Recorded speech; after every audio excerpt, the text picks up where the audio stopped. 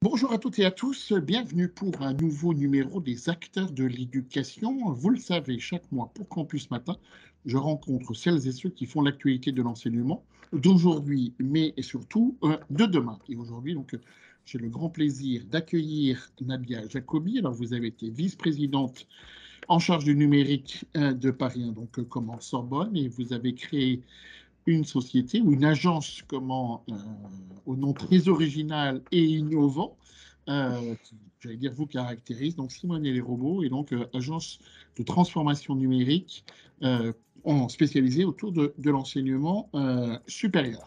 On a fait connaissance lors de la première rencontre de CDEFM et Tech France, dans lequel vous intervenez dans une table ronde. Vous avez évoqué une enquête que vous veniez de réaliser. Et donc là, je me suis dit, c'est l'occasion d'en savoir un petit peu plus. Et donc, merci d'avoir accepté cette invitation. Cette étude, c'est la deuxième du genre. Quels ont été, enfin déjà peut-être qui a été interrogé et puis les grands changements par rapport à la première édition. Alors, merci beaucoup, Jean-François, pour cette invitation. Je suis ravie d'être parmi vos invités. Donc, effectivement, cette enquête qui s'appelle Crise sanitaire et transformation numérique, on vient de sortir sa deuxième édition. C'est une enquête qu'on a réalisée en collaboration, en partenariat avec l'Association des vice-présidents numériques des universités françaises. On avait en effet réalisé une première enquête auprès du même panel et globalement sur les mêmes sujets à la sortie du premier confinement, c'est-à-dire en mai 2020, où on s'interrogeait beaucoup sur la façon dont les établissements avaient géré cette période de crise assez inédite et en particulier cette période de fermeture des campus et de nécessité d'assurer la continuité pédagogique. Donc ça, c'est l'origine de l'enquête. On a commencé à se poser ces questions-là et on s'est dit, allons au plus près des acteurs tout de suite. Et puis, on a reconduit donc cette enquête, toujours avec VPNUM, à la fin de l'année 2021, sur un périmètre identique, donc l'ensemble des universités françaises, territoires métropolitains et extramarins, pour voir où on en était aujourd'hui et quel impact la crise sanitaire avait eu sur les stratégies numériques des établissements. Donc ça, ce sont les premiers éléments. En termes de peut-être 2-3 éléments de cadrage sur le niveau de réponse. Donc aujourd'hui, on a un taux de réponse qui est autour de 66% en termes de nombre d'établissements et ces 66% d'établissements couvrent 76,5% de la population étudiante universitaire nationale. Donc à la fois, on peut considérer qu'on a un petit nombre d'établissements répondants, mais on a un niveau d'impact sur la population étudiante qui est assez important. Alors les principaux enseignements sont... alors premier élément, c'est qu'en fait, il n'y a pas de discontinuité forte entre la façon dont on gère la crise et la façon dont on poursuit ces stratégies de transformation numérique aujourd'hui dans les universités. On peut même plutôt dire que, et c'est d'ailleurs un élément qui est assez saillant dans les réponses de nos répondants, que la crise a été à proprement parler un accélérateur de transformation numérique. Vive le Covid. Alors, on pourrait dire ça de cette façon. Je suis pas sûre qu'on puisse le dire dans tous ces sens, mais en tout cas, c'est vrai que c'est un élément plutôt surprenant. Mais on voit que les établissements ont été capables de capitaliser sur les efforts très intenses. Vous êtes bien placé d'ailleurs pour le savoir que cette période de 2020 a été assez compliquée dans les établissements et a mis tout le monde un petit peu sous pression pour assurer la continuité pédagogique. Et en fait, ce qu'on observe, c'est que les établissements ont appris beaucoup plus vite que d'habitude et se sont rendus compte des avancées qu'ils avaient pu faire parfois un peu dans l'urgence, mais qui pouvaient avoir un certain nombre d'effets bénéfiques sur la manière de transformer l'établissement et d'assurer un enseignement d'une autre dans d'autres, je ne sais pas très bien comment dire, dans d'autres conditions, on va dire, pour des étudiants qui eux-mêmes peuvent se trouver dans des situations un peu différentes. Donc, ça veut dire des étudiants qui peuvent être éloignés des campus pour des raisons qui peuvent être personnelles, volontaires ou involontaires, etc. Donc, continuité par rapport à la situation de 2020, accélérateur de transformation numérique, accélérateur de transformation pédagogique. Et puis, si je dois vous donner un élément qui est un élément un peu nouveau dans cette deuxième édition de l'enquête, c'est qu'en fait, on voit un dispositif d'accompagnement et de formation des enseignants, à la fois aux usages numériques, mais aussi à la transformation pédagogique, dispositifs qui sont assez largement répandus. Aujourd'hui, on a l'intégralité des universités répondantes qui déclarent mettre en place des dispositifs de formation aux usages. Donc derrière usage, il y a aussi outils. Et 93% des établissements qui déclarent mettre en place des dispositifs de formation à la transformation ou accompagnement, à la transformation pédagogique. Donc on est vraiment dans une dynamique où on prend conscience que il y a nécessité d'accompagner les enseignants aussi dans cette transformation, que les choses ne vont pas toujours se faire automatiquement et toutes seules, et qu'on peut être enseignant à l'université, professeur des universités, et avoir aussi besoin d'un accompagnement technique ou technopédagogique pour transformer sa pédagogie. Ça signifie que les compétences numériques ou les compétences pédagogiques numériques seront obligatoires pour tout enseignant dans le futur? Alors, ça, c'est pas ce que dit l'enquête, c'est plutôt ce que je peux dire moi. Moi, je suis absolument convaincue que oui, et pas simplement dans le futur, dès aujourd'hui, il me semble absolument indispensable pour un enseignant, mais comme pour n'importe quel citoyen, d'avoir une certaine maîtrise des outils numériques dans l'exercice de sa pratique professionnelle. Et donc, les enseignants n'échappent pas, si je puis dire, à cette transformation numérique de notre monde, de notre environnement globalement. Aujourd'hui, on fait ces démarches administratives en ligne depuis déjà un petit moment. La transformation numérique de l'administration publique, du fonctionnement de l'État est en marche depuis un moment. Elle l'est dans la plupart des organisations. Elle l'est aussi à l'université depuis en réalité assez longtemps. Mais avec un vrai coup d'accélérateur, si je puis dire, avec cette crise sanitaire que nous connaissons depuis 2 ans maintenant. Donc oui. D'accord. Petit questionnement de sémantique. On parle d'enseignement numérique ou d'enseignement online? Ah, ça, c'est une excellente question. Alors, pour moi, on parle d'enseignement avec le numérique ou grâce au numérique. Et l'enseignement en présentiel, donc pour le coup, la partie offline de l'enseignement est aussi concernée par la transformation numérique. Donc aujourd'hui, on ne fait plus cours dans son amphi comme on faisait cours dans son amphi à l'époque où moi-même j'étais étudiante, même si il n'y a pas si longtemps que ça, c'était quand même il y a quelques années. Et on était, enfin les étudiants étaient dans l'amphi assis à une chaise avec un bloc, enfin avec une feuille et un stylo, prenaient leurs notes et la plupart du temps, les enseignants, alors pas forcément tous, mais moi j'ai encore connu des enseignants qui venaient en cours avec des notes de cours posées sur le bureau, une craie dans la main et qui notaient des choses sur un tableau à craie. Aujourd'hui, c'est quelque chose qu'on connaît beaucoup moins. Et en tout cas, on a en cours, en présentiel, en physique, dans des salles de cours, des enseignants qui utilisent des outils numériques, notamment pour assurer l'interaction pendant le cours. C'est pas très très facile d'animer, de rendre interactif un enseignement avec plusieurs centaines d'étudiants dans un amphi quand on n'est pas aidé par des outils numériques. Aujourd'hui, on a beaucoup de solutions qui sont à notre disposition. Alors, je ne sais pas si, mais je citerai sans doute plusieurs. C'est comme à la télé, en fait. Il faut citer au moins 3 noms pour ne pas être dans le placement de produit, pour ne pas me fâcher exactement. Aujourd'hui, la plupart, pour ne pas dire quasiment toutes les universités en France et écoles également d'ailleurs, utilisent des outils comme WooClap pour assurer l'interactivité pendant leurs cours. Ça a énormément d'avantages. C'est pas de l'enseignement online. Les étudiants sont dans la salle de cours, sont dans l'amphi, le prof aussi. Et pour autant, on arrive à communiquer de façon facile, ludique parfois, utile, pédagogique, avec des grosses cohortes d'étudiants. Donc, ce n'est pas que de l'online. Ouais. Donc, ça suppose beaucoup de transformation pédagogique également et peut-être un rôle encore plus central du prof dans la scénarisation de son cours ou de son module. Absolument. Ça, c'est un élément qui est absolument central, hein, qui est vraiment très, très important. C'est-à-dire que ça semble être une lapalissade, mais je pense qu'il est encore nécessaire de le répéter. On ne fait pas son cours de la même façon qu'on le faisait auparavant dans son amphi ou dans sa salle de cours avec ses notes dans une modalité qui était très descendante. aujourd'hui, parce que les outils sont là pour nous aider à le faire, parce que on a aussi beaucoup avancé en sciences cognitives pour savoir que l'apprentissage passe par d'autres mécanismes cognitifs qu'il est important de savoir mobiliser quand on est enseignant dans le supérieur.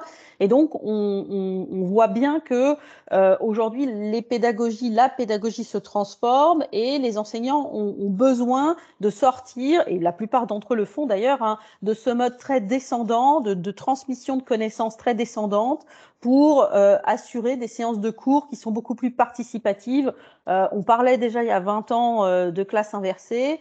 Je pense qu'aujourd'hui, on a un peu dépassé ce type de pédagogie au sens où on l'a enrichi, enfin dépassé dans le sens positif, c'est-à-dire on a enrichi ce type de pédagogie où on met l'étudiant au centre de son processus d'apprentissage, y compris dans des séances de cours en présentiel, avec des camarades autour et un enseignant dans la salle de cours, bien entendu. Donc l'étudiant, les clients. Alors, je sais pas si vous dites ça parce que vous savez que je suis originellement économiste, mais je ne dirais pas que l'étudiant est le client. Je dirais en tout cas que l'étudiant est l'utilisateur au centre du dispositif ou l'usager au centre du dispositif. Et ça me paraît vraiment, vraiment essentiel. Et c'est aussi un excellent moyen de ne pas laisser involontairement, le plus souvent, des étudiants un peu en marge de le gros de la classe, du groupe qui avance au rythme de l'enseignant, et puis quelques-uns, parce que quand vous avez quelques centaines d'étudiants devant vous dans un amphi, eh ben, c'est impossible d'identifier les quelques-uns ou quelques 10 qui sont un petit peu perdus ou qui n'ont pas capté une notion, etc.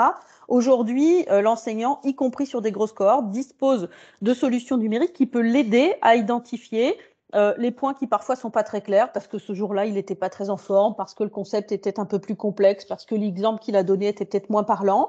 Et pour autant, quand il enrichit son cours et sa pédagogie de solutions numériques qui viennent l'aider, l'assister, enrichir son enseignement, ça lui permet aussi de pouvoir mettre au centre du dispositif l'ensemble des étudiants et de ne pas en laisser sur le bord de la route.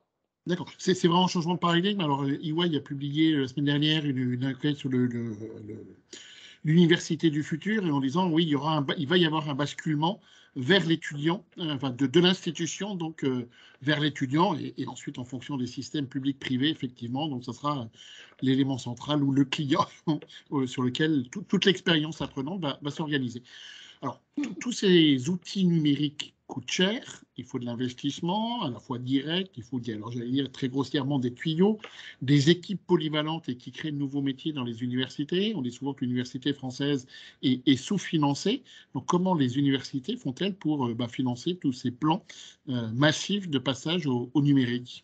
Alors, vous avez tout à fait raison, vous mettez le doigt sur une question qui est absolument, absolument fondamentale. Alors, oui, il faut des infrastructures, il faut des compétences, enfin des équipes avec des compétences techniques avancées, etc. Et il faut aussi des moyens.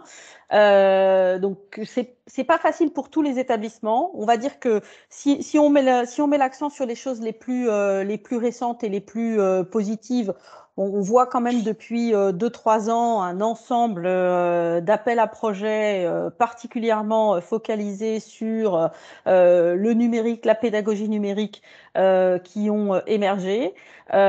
Beaucoup d'universités se sont mises en ordre de marche, pour ne pas dire la plupart d'entre elles se sont mises en ordre de marche pour adapter leur manière de concevoir des projets et pour répondre à ces appels à projets et financer une partie de leur transformation numérique grâce à ces appels à projets-là. Donc, je pense à des appels à projets comme DemoES, je pense à l'appel à projet hybridation du mois de juillet 2020, plus récemment, dont on attend incessamment sous peu les résultats, je pense à Definum, enfin bref, je pourrais en citer plein d'autres de cette façon-là. Et c'est d'ailleurs un des enseignements de l'enquête. Nous, on voit aussi que dans la période qui vient de s'écouler, les universités nous ont déclaré dans l'enquête qu'elles s'étaient, pour une grande majorité d'entre elles, organisées pour répondre quasi systématiquement à ces appels à projets qui participent du financement de leur transformation numérique. Donc aujourd'hui, c'est une vraie source de financement additionnel traditionnelle. Je ne suis pas tout à fait convaincue qu'elles soient toutes totalement enchantées de cette nouvelle modalité de financement, en particulier nouvelle modalité de financement public. Mais en tout cas, c'est un fait. C'est-à-dire que c'est la direction qui a été choisie par le gouvernement sortant et très probablement prolongée par le futur. Et les établissements sont plutôt en ordre de marche pour ces nouvelles modalités. Si on devait définir les 3-4 facteurs clés de succès de la mise en place d'un enseignement numérique, qu'est-ce qu'il faudrait prendre en compte? Alors, on l'a dit un petit peu tout à l'heure, l'étudiant au centre me semble être un élément qui est absolument indispensable. Et là aussi, ça a l'air d'être une espèce d'évidence.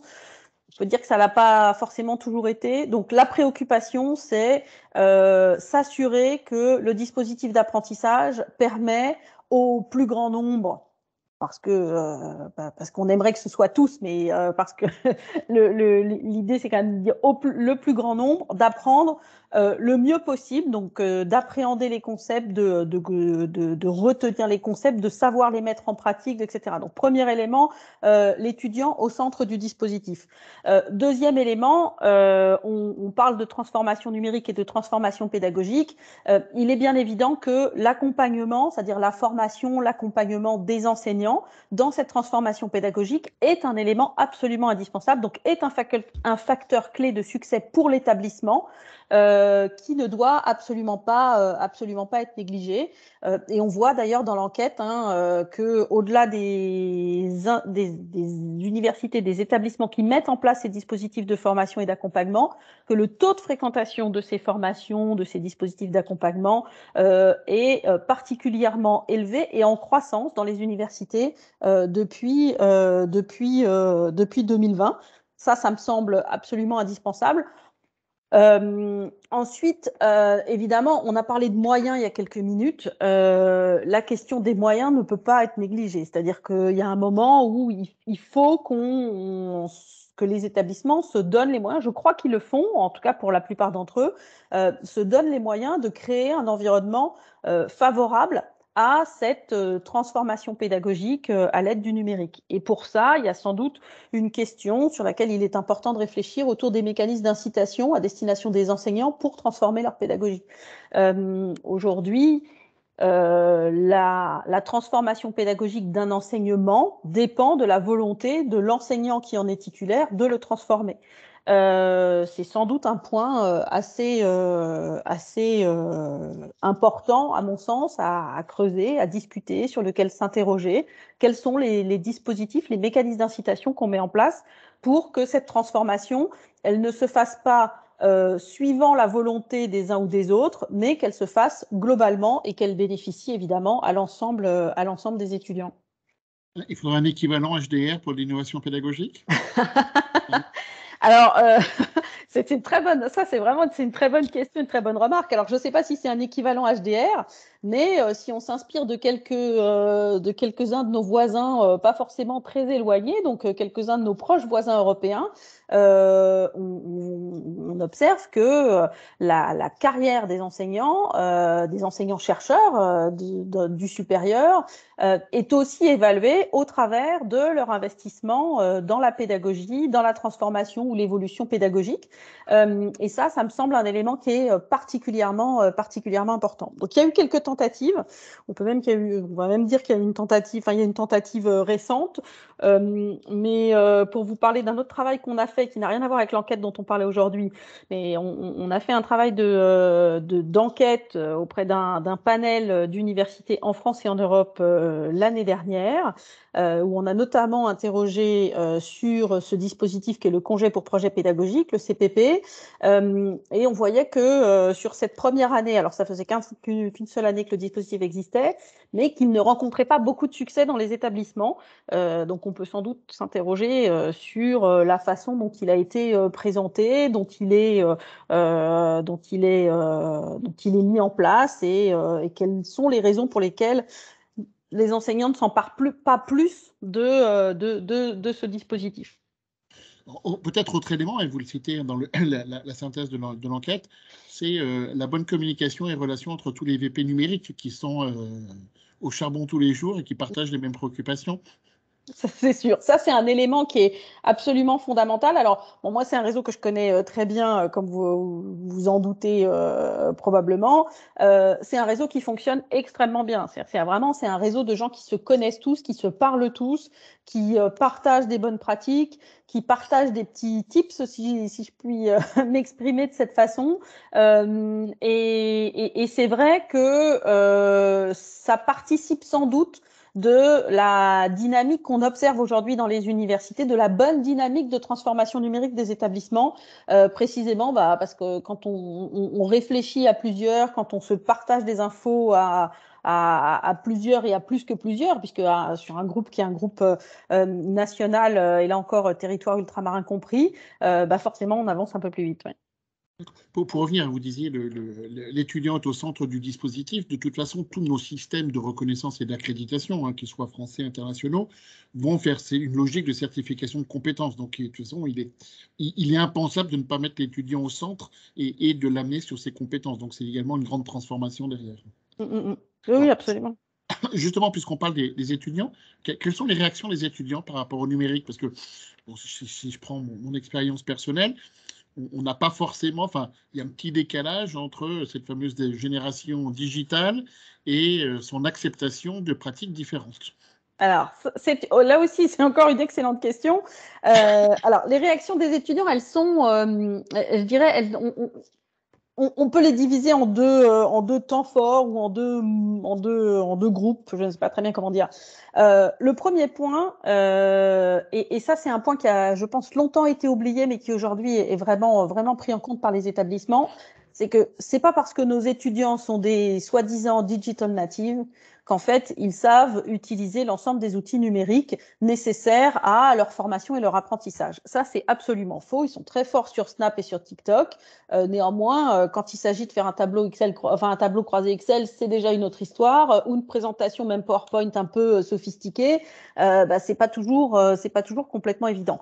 Et ça, je pense que pendant longtemps, les établissements d'enseignement supérieur ont pensé que globalement, ça allait de soi. Et puis, se sont rendus compte et se sont encore plus rendus compte, je crois, pendant cette crise sanitaire, qu'en réalité, ça n'allait pas de soi. Donc, en fait, on observe et on l'a mesuré aussi dans l'enquête, les établissements se sont mis en situation de proposer, hors maquette la plupart du temps, des formations spécifiques aux usages numériques, donc aux outils et aux usages numériques pour les étudiants. Précisément parce que les étudiants ne maîtrisaient pas l'intégralité des usages et quand ils se sont retrouvés mi-mars 2020 dans leur chambre de CTU, chez leurs parents ou enfin en tout cas chez eux et pas sur le campus, ils se sont rendus compte qu'ils étaient un peu tout seuls, qu'ils n'avaient pas non plus forcément leurs camarades pour échanger des bonnes pratiques, pour se faire aider, etc. Et que finalement, l'enseignement à distance, c'était moins facile que ce qu'on pouvait imaginer quand on n'avait pas envie de se lever pour aller à l'amphi de 8 heures et qu'on se disait je resterai bien chez moi, c'est quand même plus confort. Donc, réaction des étudiants, à la fois un peu mitigée et en tout cas, je ne sais pas si un peu mitigé, c'est vraiment le bon mot, mais en tout cas, prise de conscience de la nécessité d'apprendre l'utilisation d'un certain nombre d'outils et de progresser dans leurs usages. Et en face de ça, réaction des établissements. Aujourd'hui, on a 93% des universités dans l'enquête qui déclarent proposer des formations aux usages numériques à leurs étudiants. Donc ça, ce qui est plutôt une bonne chose. Le deuxième point, je disais tout à l'heure, pour démarrer cette question qui avait deux aspects. Le deuxième aspect, c'est enseignement à distance ou enseignement en présentiel. Alors, je crois qu'il y a pas mal d'étudiants, comme je le disais, un peu sous forme de boutade, mais qui, avant la crise sanitaire, avaient très envie de pouvoir faire comme ils voulaient, rester chez eux et pas venir en cours parce que c'était plus sympa, c'était plus confortable, etc.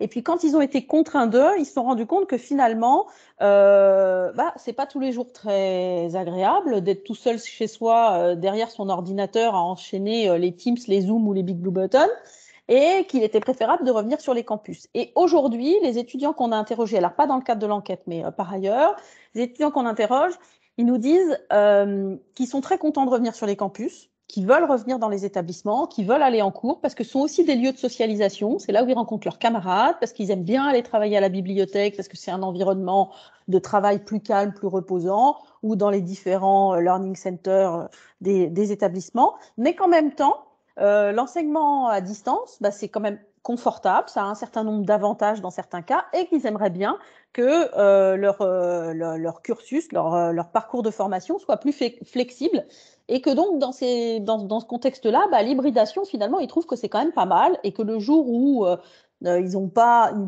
envie ou ne peuvent pas, pour diverses raisons, venir sur le campus poursuivre leurs cours, ils veulent pouvoir bénéficier de la même qualité d'enseignement tout en restant ponctuellement à distance. Voilà. Donc le retour des étudiants, c'est quand même plutôt ça aujourd'hui. Comment on veut du physique, mais avec quand même la souplesse qu'il y avait et des habitudes à reprendre qui ne sont pas forcément évidentes. Mais est-ce que ça ne risque pas finalement d'aggraver la fracture entre les élèves, entre les très bons élèves qui ont l'habitude de travailler, d'être autonomes, de s'organiser, et pour lesquels cette flexibilité est un effet multiplicateur parce qu'ils peuvent voir plein de choses et au contraire, ça optimise leur apprentissage, et les autres qui ont déjà des difficultés et qui ne font qu'aggraver ces difficultés. Alors, c'est toujours le sujet derrière le à la carte, si je puis me permettre. C'est-à-dire que on va dire qu'il y a des populations qui ont les moyens de gérer le à la carte. Je parle évidemment pas de moyens financiers, mais qui ont les capacités de gérer facilement le à la carte, et d'autres qui l'ont un peu moins. Donc, lycée, je me permets de vous couper, que le lycée a permis d'avoir cette autonomie, parce que Absolument, vous avez parfaitement raison. Et ça, effectivement, c'est sans doute un point d'attention fort pour les établissements. C'est-à-dire que c'est aussi, de mon point de vue, disons que tout ça est possible dans la mesure où on met en place des dispositifs, je dirais, intégrés. C'est-à-dire quand on met en place des dispositifs pédagogiques entre guillemets nouveaux qui permettent un suivi de l'étudiant un peu plus personnalisé, parce qu'on va avoir des learning analytics, parce qu'on va avoir la capacité de voir que tel étudiant, il décroche à tel ou tel moment et que peut-être il se passe un truc dans sa vie, soit personnel, soit d'étudiant tout simplement, parce qu'il a décroché il y a 3 cours et qu'il est en distanciel et qu'il a des difficultés, etc. Si on propose des choses si on propose de nouveaux parcours de formation à la fois flexibles, mais avec un suivi renforcé, dans ces cas-là, on peut essayer de limiter ce type de dommages. Si on ne fait pas ça et qu'on part du principe que nos étudiants sont majeurs, qu'ils sont libres de faire leurs propres choix parce que ce sont des adultes et que la conséquence de leur choix n'est pas notre responsabilité, n'est pas la responsabilité des établissements, dans ces cas-là, effectivement, je vous rejoins et je crois qu'on est potentiellement face à un risque d'aggravation ou d'amplification, en tout cas, des inégalités, notamment sociales. Est-ce que vous avez prévu une 3e édition? Alors, oui, a priori, on a prévu une 3e édition. L'objectif, c'est sans doute de s'inscrire un peu dans la durée, pas forcément sous exactement la même forme, mais c'est de s'inscrire dans la durée parce que ces éléments sont particulièrement intéressants et instructifs pour les établissements eux-mêmes.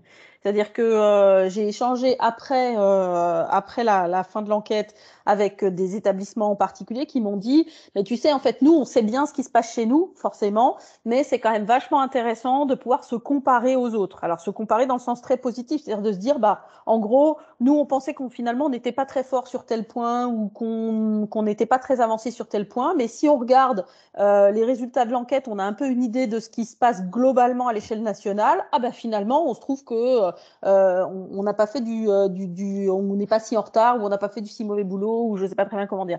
Donc, c'est aussi un outil très utile, manifestement, pour les établissements. Et ça, c'est une grande satisfaction pour nous.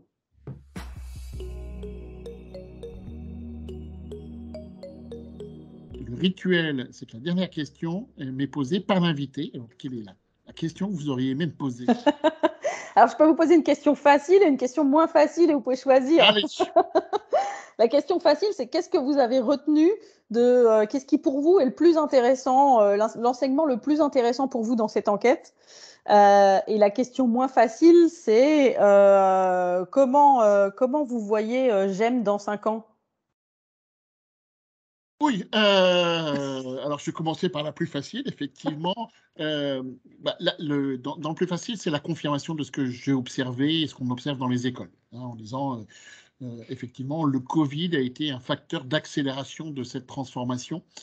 Sans le Covid, jamais nous aurions pu aller aussi vite avec, si je prends le cas de GEM, dans certains cas, des profs ou des collaborateurs, parce qu'on est également passé en télétravail, qui, au mois de février 2020, on leur aurait dit, vous allez enseigner à distance ou faire du télétravail, on était traînés au prud'homme et qui, maintenant, ne veulent plus revenir ou ont trouvé un confort derrière. Donc, ça, sans aucun problème. La confirmation également que on a un changement. L'étudiant, effectivement, est au centre du dispositif, avec autour toute l'organisation de l'expérience étudiante. Hein, et cette expérience étudiante, ce n'est pas forcément les cours en tant que tels, c'est l'accompagnement, c'est des modules de préparation avec derrière des nouveaux métiers pour les établissements d'enseignement supérieur, des organisations, des coûts et autres. Et un troisième élément, qui est la mutualisation et la coopération est bénéfique. Hein, au lieu que chacun dans son coin invente l'eau chaude en disant moi j'ai inventé la classe la classe inversée, de se dire non, moi je l'ai fait, ça n'a pas marché pour telle et telle raison, et qu'on puisse capitaliser et puis donner les moyens aux enseignants. Que sera GEM dans 5 ans? Ça sera l'école des différents écosystèmes avec différents business models. Hein, et ça fait le lien avec avec ces conclusions, de dire nous serons au milieu d'écosystèmes, alors d'écosystèmes EdTech, peut-être d'écosystèmes avec des universités ou des centres de recherche, où nous serons sur des modèles de coopétition. Coopération dans certains éléments, compétition donc dans d'autres, mais pour aller beaucoup plus vite. Et puis avec différents business models de frais de scolarité, peut-être de modèles comme Open Classroom, comme peut-être je ne sais plus quelle école j'ai vu récemment en Inde, où on paye à la fin en fonction de son employabilité et autres. Peut-être également avec des systèmes de capitalisation de CPF, donc chaque année. Donc voilà un petit peu comment mon évolution, enfin l'évolution telle que je la vois, avec un élément principal qui va être qu'est-ce que nous allons enseigner? Est-ce que nous allons enseigner des choses que nous créons? Et donc ça fait le lien avec la recherche. Ou est-ce que nous allons enseigner des choses qui auront peut-être été créées par d'autres? Donc, ce qui suppose également des changements du côté du corps professoral et qui peut renforcer également des écosystèmes avec des hyperspécialisations dans différents domaines. Oui, un très ambitieux programme. Bon, dans Voilà. 5 ans, il y a un petit peu il y a un petit peu de pain sur la planche. Oui. Et puis, cette nouvelle forme de concurrence que sont les EdTech, une nouvelle forme de concurrence, j'allais dire très géopolitique, avec les universités et business schools asiatiques et principalement chinoises. Je pense également dans toutes nos réflexions sur l'international, en prenant en compte à la fois cette dimension numérique, la dimension écologique derrière. Donc voilà. Donc, alors, je crois que et peut-être dans 5 ans, plus rien ne sera comme avant, mais tout sera comme avant. Voilà, on peut faire une belle conclusion. Bon, super, merci beaucoup. Merci à vous en tout cas, et puis gardez la pêche et à très bientôt pour partager toutes ces belles aventures. Avec grand plaisir, merci beaucoup. À bientôt. À bientôt.